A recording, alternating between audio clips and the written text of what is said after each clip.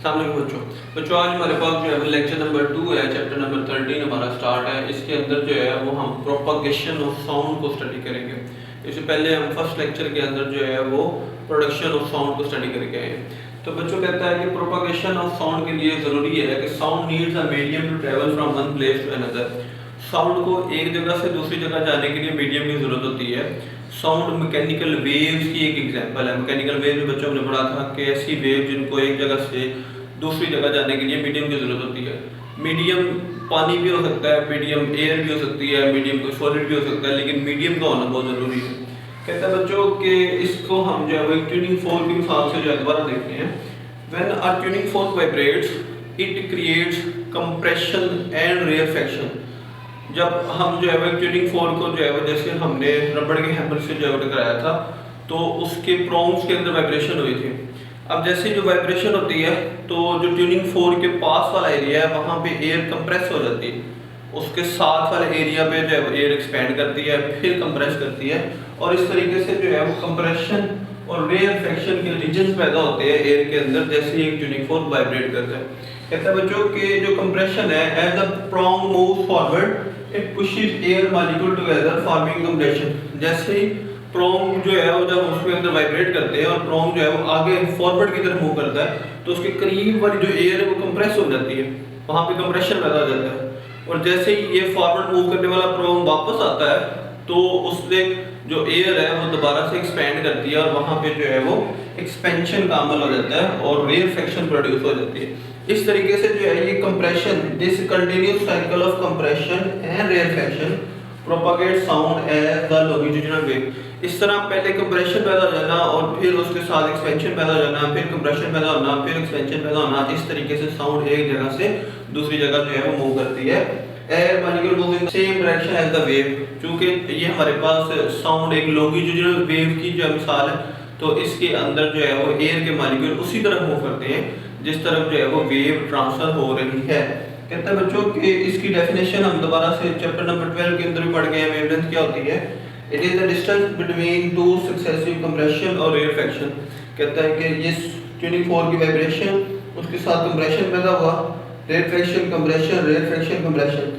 अब इसमें से किसी दो रेयरफेक्शन के दरमियानी फासले को भी हम वेवलेंथ कहते हैं, इसी तरह दो कंप्रेशन के दरमियानी फासले को भी जो है बच्चों हम वेवलेंथ कहते हैं। तो वेवलेंथ की डेफिनेशन भी जो है उसने यहाँ पे रिपीट की हुई है।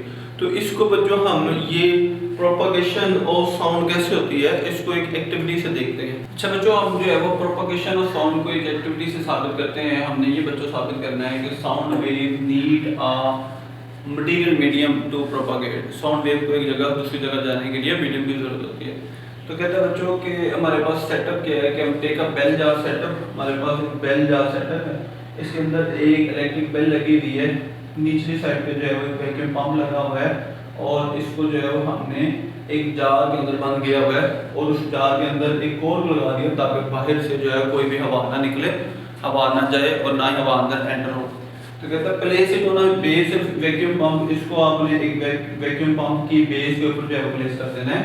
An electric bell suspended inside using two wires connected to the power supply. इसके अंदर एक इलेक्ट्रिक बेल लगा देनी है जो दो तारों की मदद से जो है वो आपने बाहर पावर सप्लाई के साथ लगा दी है। तो ये हमारे पास बच्चों इसका सेटअप है। अब इसे वर्किंग कैसे करेगा? When power supply turned on, electric bell rings and we hear the sound। जैसे ही हम इस पावर सप्लाई को ऑन करेंगे तो आप बेल अंदर बजना शुरू हो जाएगी और इसकी आवाज़ जो है वो हमें सुनाई देगी। फिर आपने क्या करना है?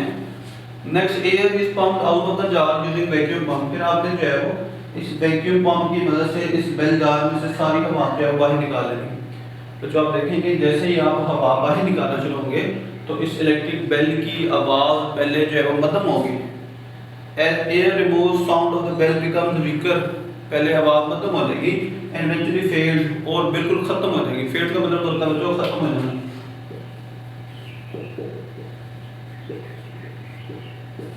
खत्म हो जाएगी। Even though the bell is ringing, अगरचे बेल बज रही है लेकिन आपको जो है इसकी आवाज़ आना बंद हो जाएगी। When air is reintroduced into the jar, जब एयर को दोबारा इस जार के अंदर भरा जाएगा, वैक्यूम पंप का अमल जो है छोड़ दिया जाएगा, ये दोबारा आ जाएगी। The sound becomes audible again, तो आवाज़ हमें दोबारा से सुनाई देना शुरू हो जाएगी। तो इससे बच्चों हमारे पास क्या साबित होता है कि sound requires a medium such as air to travel. Sound को एक जगह से दूसरी जगह जाने के लिए किसी मीडियम की जरूरत होती है। इस एक्सपेरिमेंट में हमने देखा कि एयर की जरूरत होती है। साउंड लिक्विड में से भी गुजर सकती है और साउंड जो है वो सॉलिड में से भी गुजर सकती है। तो ये हमारे पास बच्चों एक एक्सपेरिमेंट है जो एक्सप्लेन कर रहा है कि प्रोपगेशन ऑफ साउंड कैसे होती है। अच्छा बच्चों, हम जो है वो प्रोपगेशन ऑफ साउंड को स्टडी कर रहे हैं। इसके अंदर हम देखेंगे बच्चों कि साउंड वेव की लॉन्गिट्यूडिनल नेचर कैसे होती है। पहले बच्चों हम देखते हैं कि propagation of sound waves can be understood through an example of slinky spring. मिसाल के तौर पर हमारे पास एक स्लिंकी स्प्रिंग है और इसकी मदद से हम चाहते हैं कि जो है प्रोपगेशन ऑफ साउंड को जो है वो अंडरस्टैंड करें। ठीक है, sound travel in the form of longitudinal wave. हम पीछे पढ़ गए हैं बच्चों के दो तरह की वेव्स होती हैं। एक हमारे पास जो है वो ट्रांसवर्स वेव्स हैं, एक हमारे पास लॉन्गिट्यूडिनल वेव्स हैं। तो साउंड जो है वो हमारे पास लॉन्गिट्यूडिनल वेव्स की शक्ल में जाती है। Particle of the air move back and forth in the same direction as the sound wave. जो वेव लॉन्गिट्यूडिनल होती है उसके अंदर जो मीडियम के पार्टिकल हैं वो उसी डायरेक्शन में जाती हैं जिस डायरेक्शन में साउंड की एनर्जी जा रही है, जिस डायरेक्शन में साउंड की वेव जो है वो जा रही है। तो कहता है बच्चों कि इसके अंदर जो है हमारे पास दो रीजन प्रोड्यूस होता है, एक प्रोडक्शन ऑफ कंप्रेशन और रेफ्लेक्शन। दो जो है हमारे पास रीजन्स क्रिएट होंगे, एक होगा कंप्रेशन और एक होगा रेफ्लेक्शन। दोबारा से देखते हैं बच्चों इस स्लिंगी स्प्रिंग को। If we push or pull one end of the slinky, we will see some parts of the coils come close together, called compression, and some other parts where they spread apart, called rarefaction. कहता है कि अगर हम इस spring को जो है वो एक तरह से पुश एंड पुल करें तो इसके कुछ पार्ट्स जो है वो एक दूसरे के करीब आ जाएंगे, इनको हम नाम देंगे कंप्रेशन का।